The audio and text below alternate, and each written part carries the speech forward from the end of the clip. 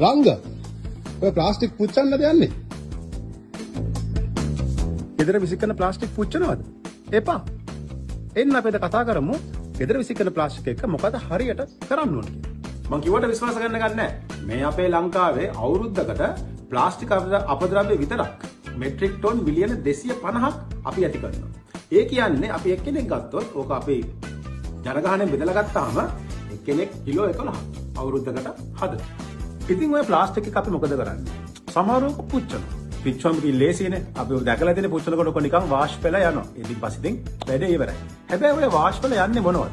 උතනින් release වෙනවා සෑහෙන අහිතකර කෙමිකල්ස් වගේ.